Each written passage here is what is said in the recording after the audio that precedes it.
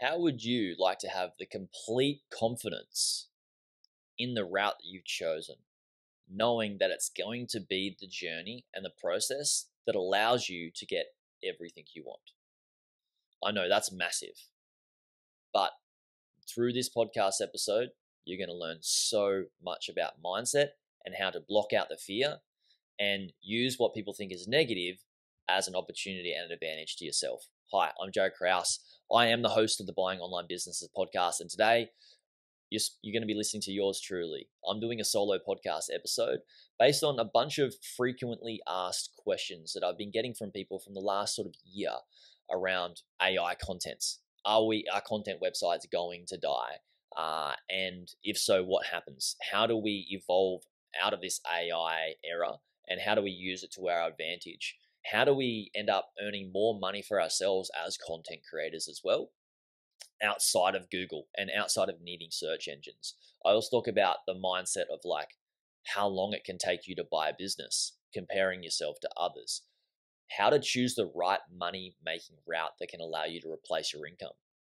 Also talk about commitment. I talk about courses, different types of courses. I talk about mindset. I talk about how it is not just about the courses and it's not just about the route, so many other things in terms of compounding, growth of yourself, believing in yourself. This is a podcast episode that I wish I had have listened to 10 years ago. I hope you enjoy it. Have you been lied to about how to increase organic traffic and grow your website?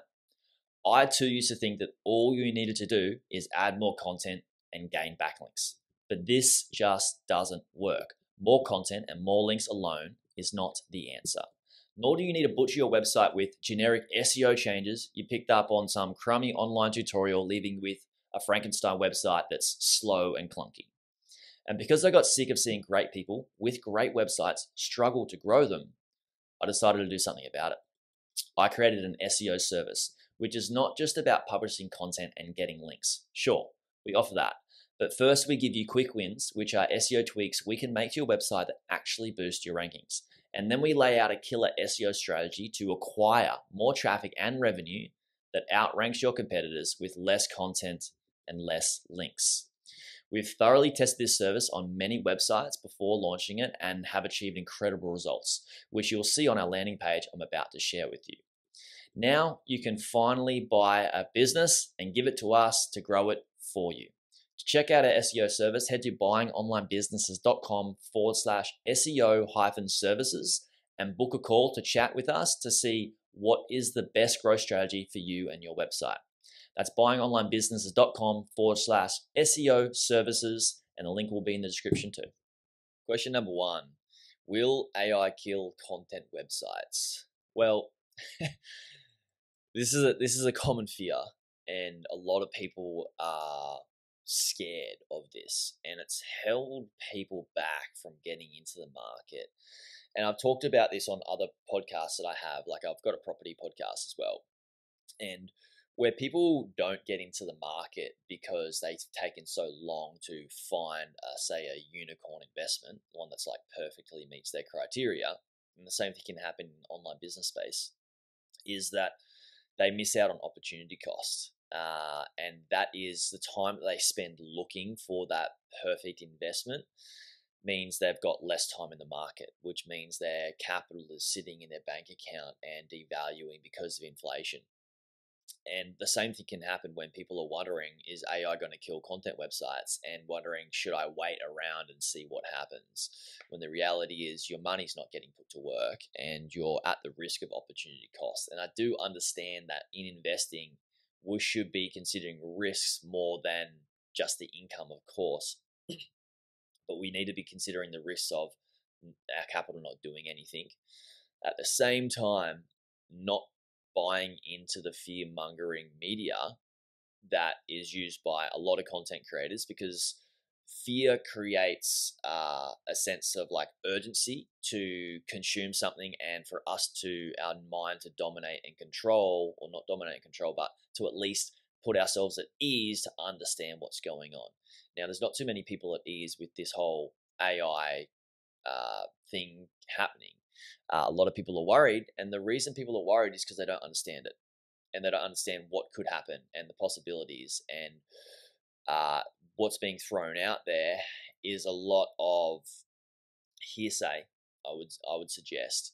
And I want to explain a little bit about how I see it, and the risks of AI and content and the opportunities, I think. So, to answer the question, no, AI is not going to kill content websites. If anything, in my opinion, it's going to make things so much better. And we just need to use our brains more than ever for strategy. So AI is great, right? It helps us to create better content. What it's not, and what I believe it should not be used for, is a substitute for humans being a part of the content creation process. We are so needed in the content creation process, and with AI more than ever now. We need to ensure that we don't just get a keyword and slap it into the driver of a content creation tool with text to spin out content and give it to us and then just publish it on our site. We are the drivers. We are the prompters of the content, and we also need to prompt the content in certain ways, gather content from different AI generative forms, and then it's up to us to compile it in a way that creates a great user experience in terms of it's very readable, it's digestible, it's great to learn, it's got humor, it's fun, and it doesn't need to have all of those things I've just mentioned. It just needs to be presented in a way that our audience would like to consume it. So that's a really big one to consider. Is a lot of people are thinking, I'm just going to do what everybody's doing, or follow the route of just create AI driven content, which is great. I think it's awesome and we can use it to our ability there. But not every single person in every single niche consumes content the exact same way. So that makes, like, if we just let that happen and just have all of our content generated by AI generated tools and we just slap it on our website, it means the internet's going to be a pretty boring space, that everything is, similarly laid out in how we consume content, and that's boring. I think that's, very, very gray sort of landscape to have looking forwards. So AI is awesome, right? Yes, it allows us to do less work. But what I believe is we need to use our brain better for strategy. And I think a lot of content site owners care too much about themselves and how to optimize their content and decrease their expenses, which I totally get, right? Because at the end of the day, most of us here listening are on a path to getting ourselves to a point that we can replace our income. So we want to spend the least amount of money on our investments and the least amount of money on our sites and the least amount of effort and work and energy, and get the maximum ROI. And I totally get that as an investor. It's really, really good. That said, by doing some of these things of trying to think, how can I save money here? We end up sometimes cutting corners, and people do end up trying to find the shortcut route, when reality is, if we play the long game and understand that if we create great content with AI and create a great user experience, and it's very great content that people love, we're going to play the long game versus not having any human part of the content creation process. I believe we should be thinking about our audience and doing what's absolutely best for them. Do you really think that, let's be honest, do you really think that just getting a keyword and slapping it into an AI that spits out something is what our audience really wants to read? Likely not, right? So is AI going to kill content websites? Well, no, I don't believe so. What it's going to do is it's going to allow people that are going to use their brains and their strategy to create better content and focus less on generating the content and finding the information, and focus on the strategy on how to present it. And that's going to allow the cream to rise to the top. And what I mean by that is the cream of the people that are doing the work to create content that is extremely consumable and fun and informative, versus just the other way of let's just get as much content on our site as possible. Those content websites, yes, they're going to die. They're going to get killed by Google and the internet and the audience, because we don't want that, right? What drives the internet is us human beings and what we actually want. So put yourselves in the shoes of your audience first. And yes, a portion of sites are going to get killed because they're going to follow the wrong strategy that used to work and they're plugging AI into it, versus what needs to be done now, which is what I mentioned before about user experience and making sure your website is just not a content website. It's a business from end to end. What I mean from end to end is when somebody starts their journey, for example, if I'm just starting out learning to surf, I want to learn where I should surf, what type of waves I should be surfing. And I want to go through the whole process of the content and the journey of me getting to a position where I can surf independently, don't need a surf instructor. I can choose my own surfboards. I know where to surf. I know how to read the forecasting conditions. And then throughout that journey, I've been helped and prompted to purchase these certain products or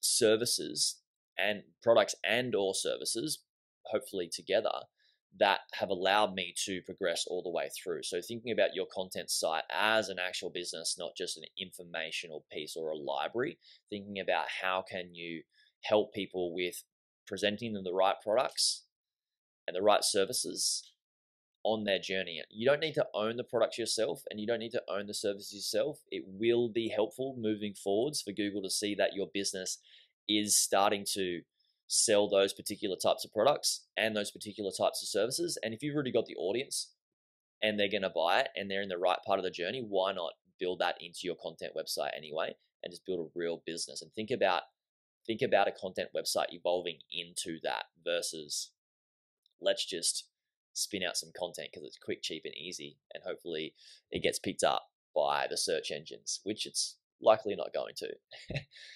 Which brings me to another frequently asked question, is around what about Google's one-click search, right? The SGE, search generative experience. And this has, been talked about for a while now. And what we are finding is Google is rewarding sites. And what I mean by rewarding sites is ranking sites higher and giving them more traffic, sending more traffic to these sites for sites that have the best content and the best user experience, people that are staying on the site longer. And let me give you an example, right? So first and foremost, stay focused on user experience. But let me give you a great example.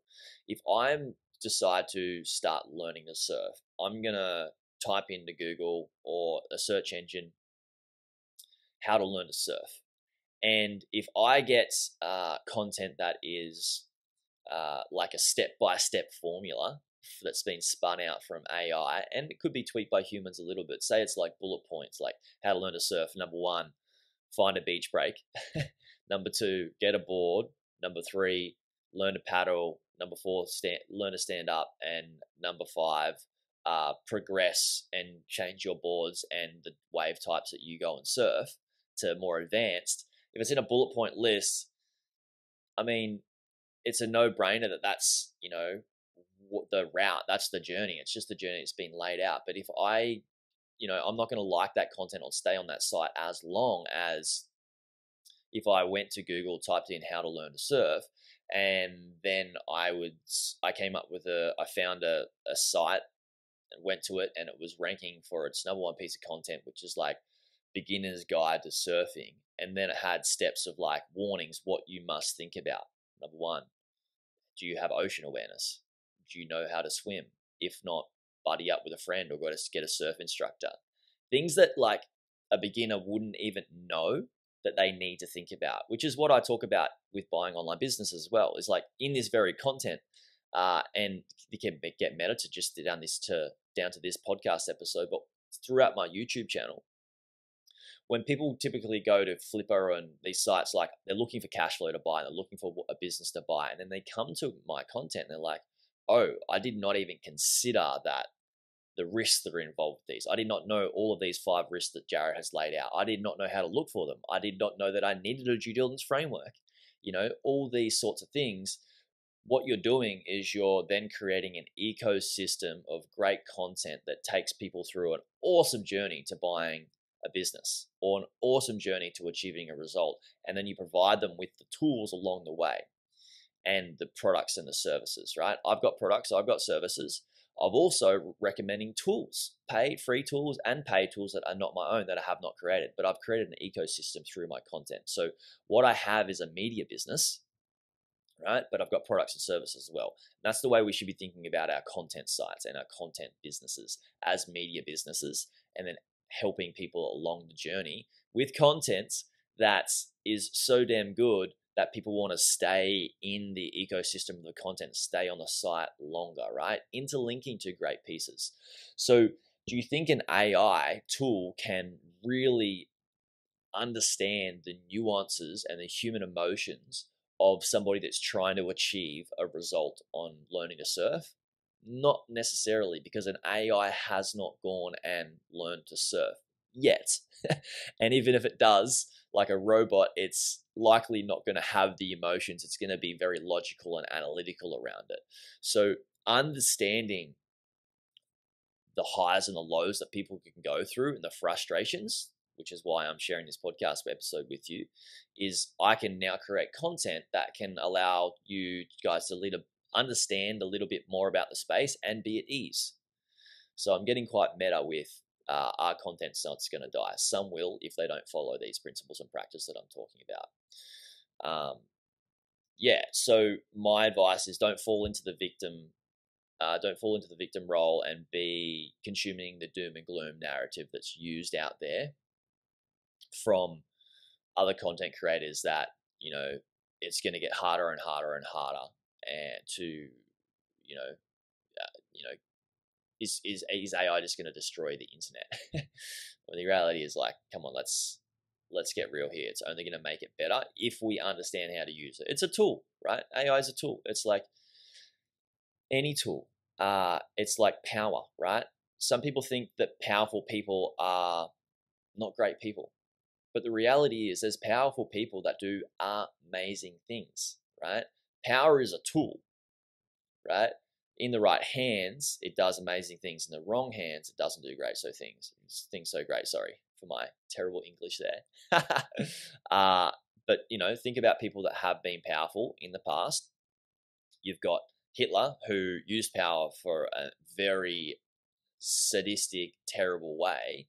And then you've got people like Gandhi, and Nelson Mandela, and great people with great power that have done great things with it, right?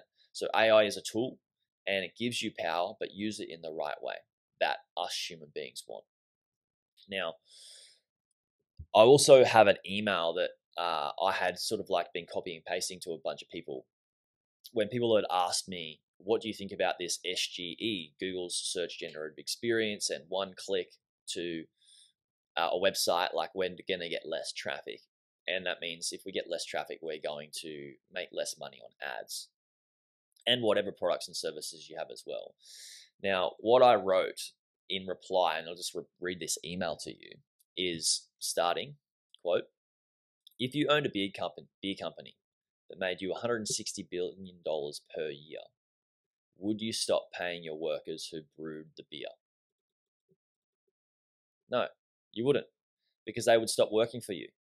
So if websites can't make money from Google, they have no content, right? They would not kill the good golden goose here, which is content.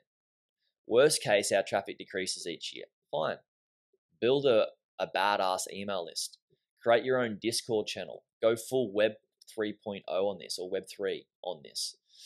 I do have a feeling that Web 3 might push faster and harder now due to the whole SGE, Google Search Generative Experience thing.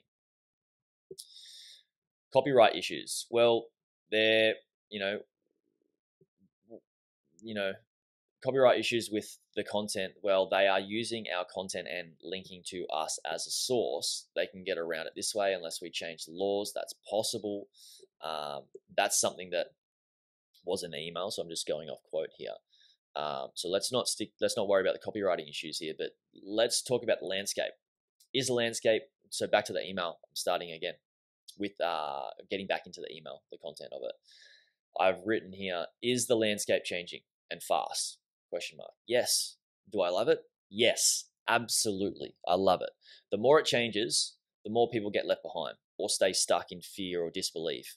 With change comes opportunity. Tap into it. Idea here. Buy a content website, turn it into a community, gain traffic away from Google, maybe Bing or Yahoo, somewhere else. And I doubt, though, that the content is going to become better than Google, because Google gives away, market share then to these other search engines. Why would they cut off the hand that feeds them? Whatever content site I buy next, I know it's going to have the best content in that space.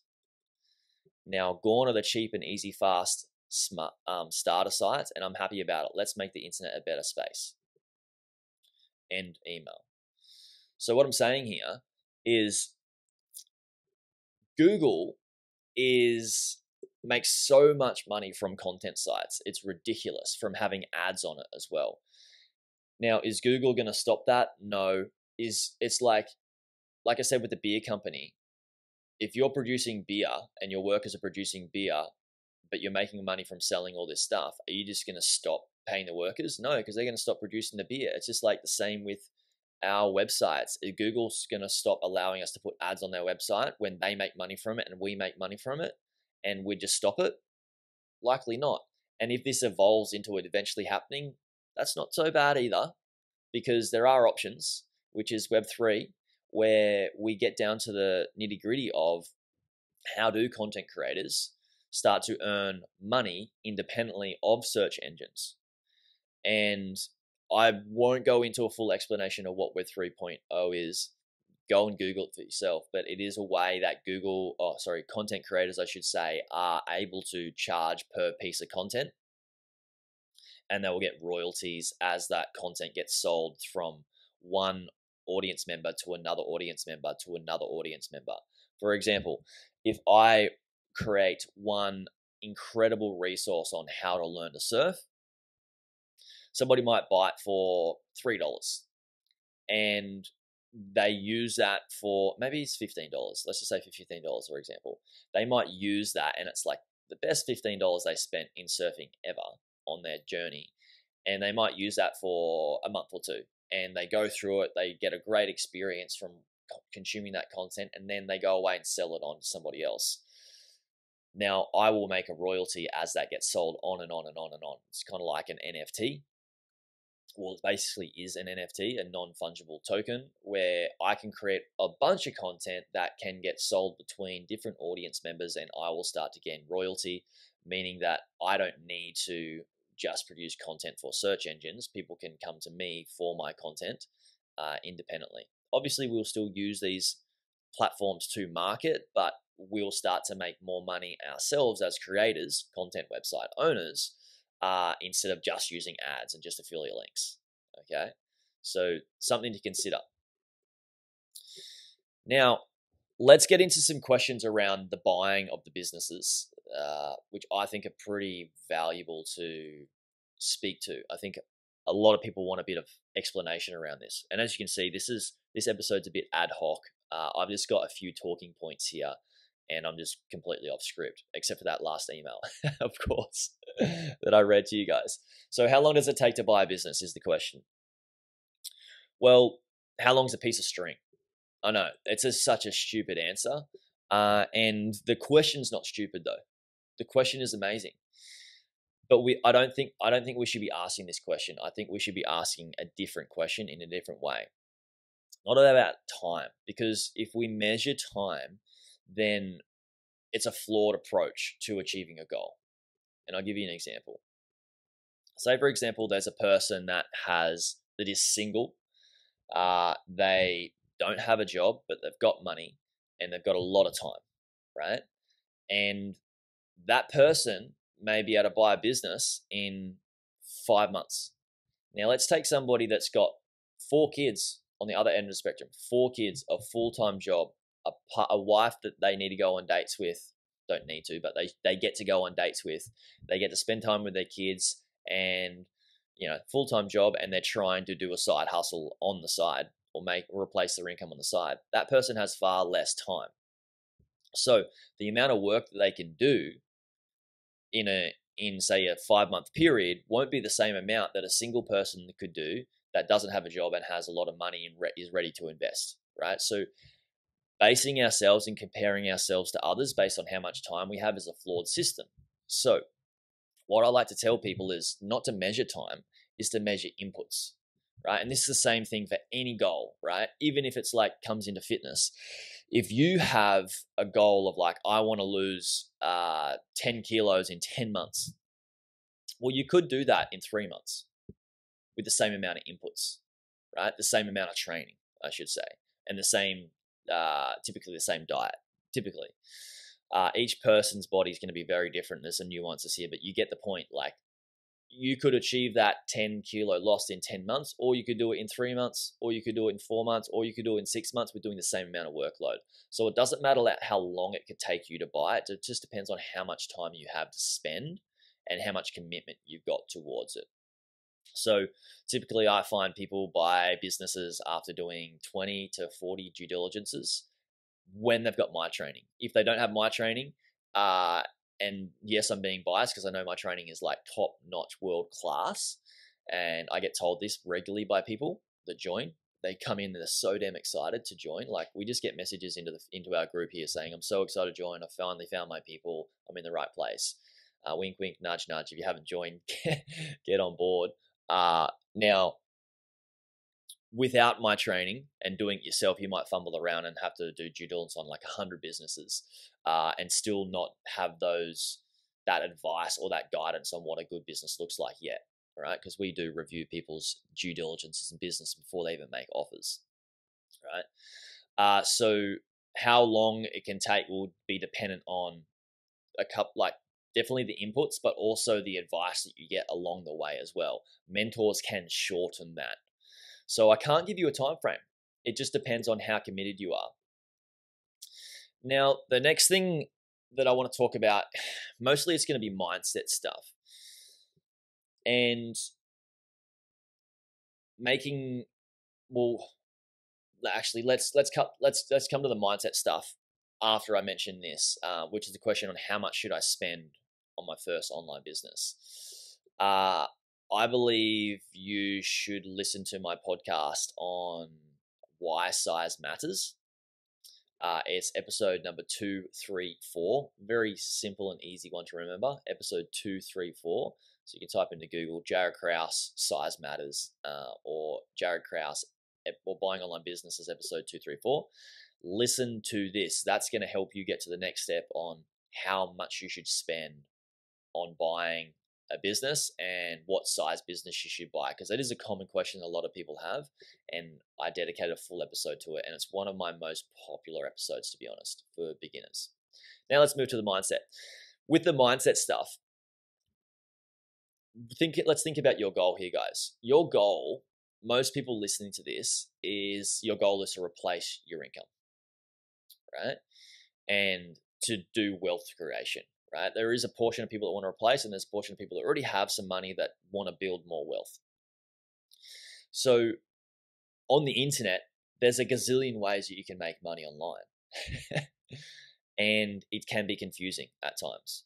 So, and for me, I consider it was like a little bit easier for me, because when I started, it was like you could create a website and get SEO traffic and do the whole content site thing, or you could do e-com, or you could do drop shipping, which is basically e-com, or SaaS and membership, which is still like the overarching business models, but you've got different nuances and you've got different ways. And now there's like more social media channels and ways you can make money on TikTok and Fiverr and all these different things.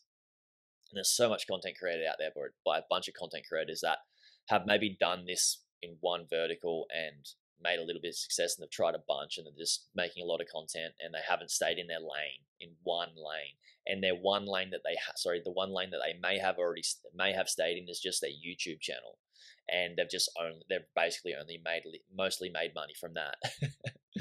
I'm a bit different, where I started where I made my money and replaced my income from businesses first. So how do you know which out of all of these things to choose? Because there's so many ways you can make money online. How do you choose which one? Well, first and foremost, understand that there is no, like, when you come to making money online, it takes time to build wealth sustainably. So pick something that you can commit to so you don't relapse into a job again and then lose all hope. So what happens here is a lot of people will try a bunch of different things, and it's the shiny object syndrome.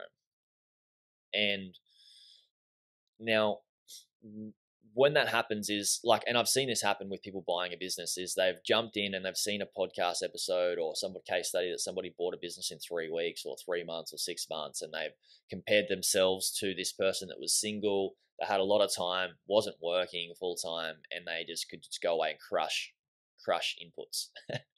And then because they didn't achieve that result, they feel like a failure, and then they go and try something else, and then that didn't work, so they try something else, and they're trying to achieve these things really, really fast because they want to get out of their job really, really fast. And I totally get that. Like, I wanted to get out of my job as soon as I possibly could. I know that when you're listening, guys, your mind's made up. You're done with your job and you want to just get into, making money online as fast as possible so you don't have to go to that dreaded job. I get it. The very tricky thing is when you do force yourself into trying to get a result and you set an expectation on yourself, like a time expectation based on somebody else that has achieved success, not based on the average. And if you don't achieve it, what happens with your mindset is that you feel less confident about yourself, and you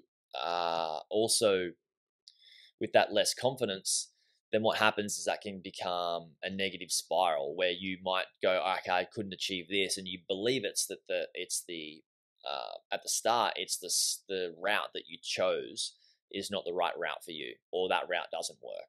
When the reality is that it will work, and it has worked, and it does work for so many people.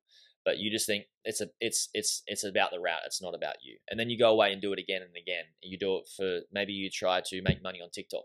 Start a social media thing on TikTok. Maybe you try to do it on Instagram. Maybe you try drop shipping. Maybe you try build an Amazon business, and then you come to buying an online business. So you've chosen, like, for example, 5 routes here, and you've spent 6 months doing each one, right?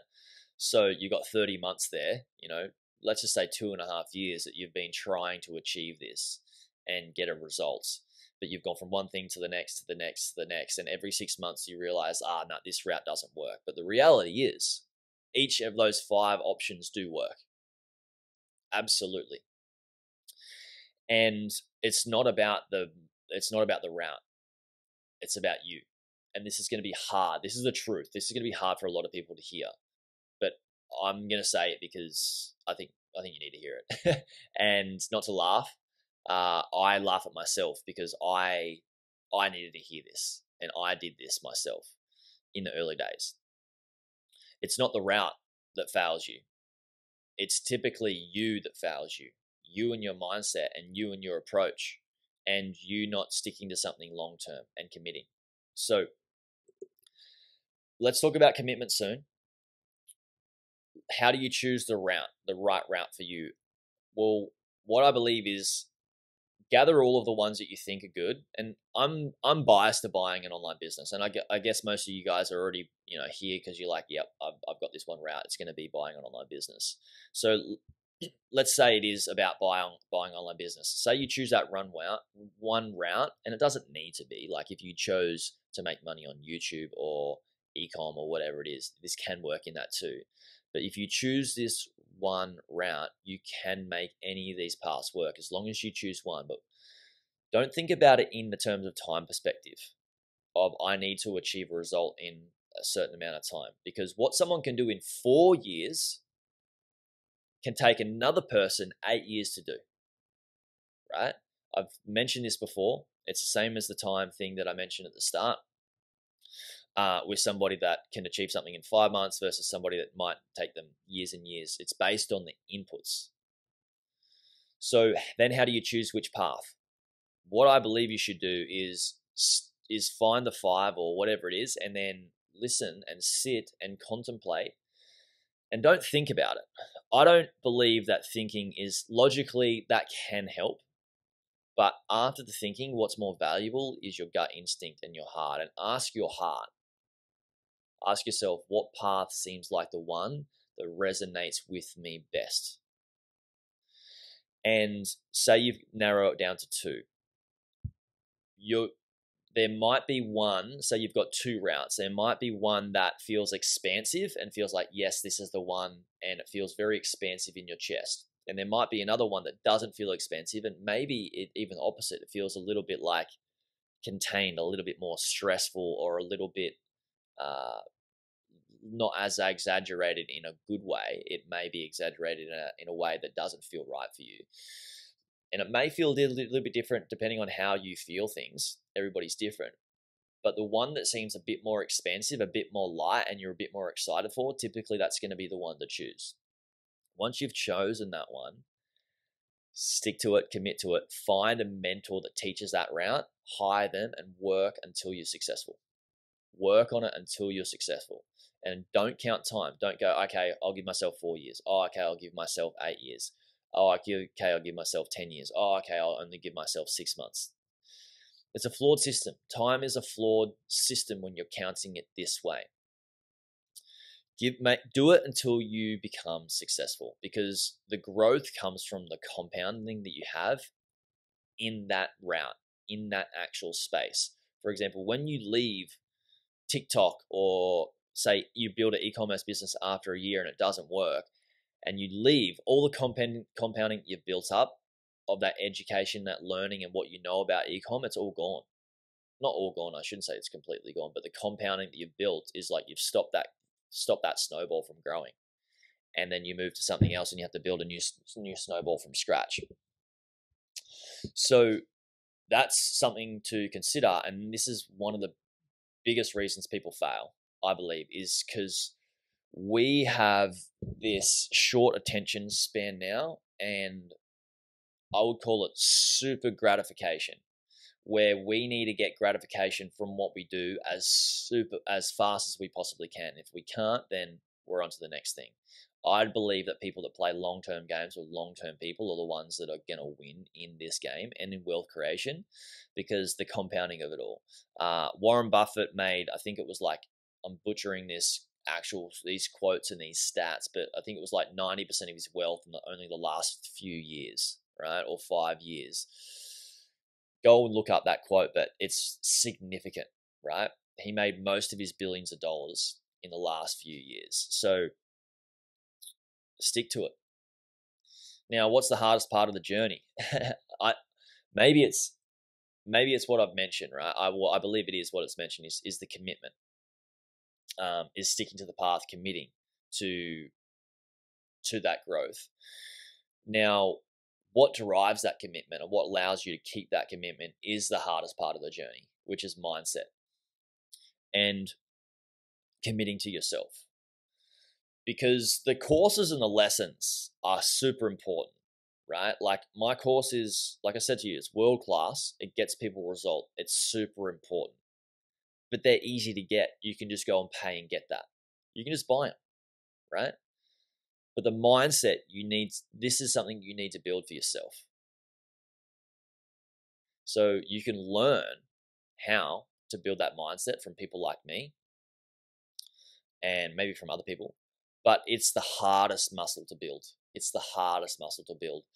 And Tony Robbins' mentor, Jim Rohn, this is back in the day, like I'm talking in like, must have been in the 40s or something like that, when Tony Robbins' mentor, Jim Rohn, said to him, if you want to be a millionaire, don't become a millionaire to make $1 million. Become a millionaire to become the person you need to become to be the person that makes $1 million. And that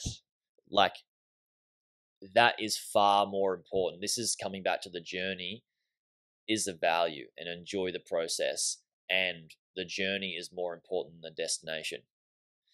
Because when you get to the point that you have replaced your income, you have built yourself to become the person that doesn't need to work anymore, which is super exciting. And I believe that's a better destination than the I don't need to work anymore. I know it might be hard to believe because I was there and I was like, no, just get me out of this damn job.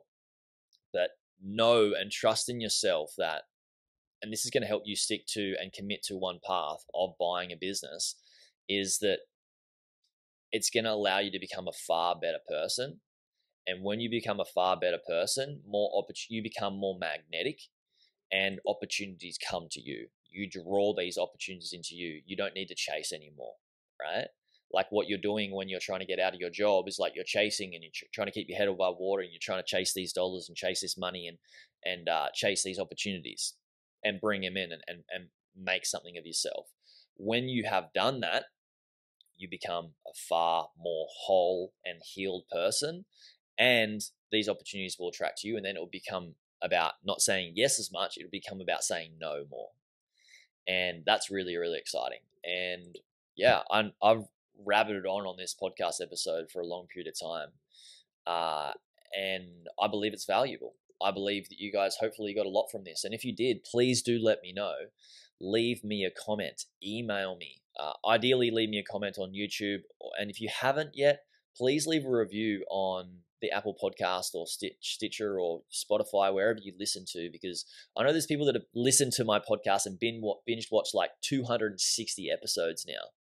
Listen to every single one and haven't yet left a review or a comment.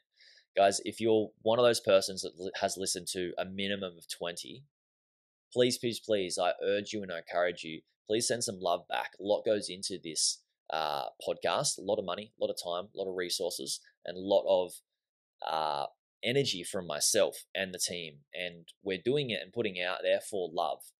And we would love to get some love back. So send some love, guys. Keep the love alive. Keep it going around. And I'll speak to you all of you guys soon.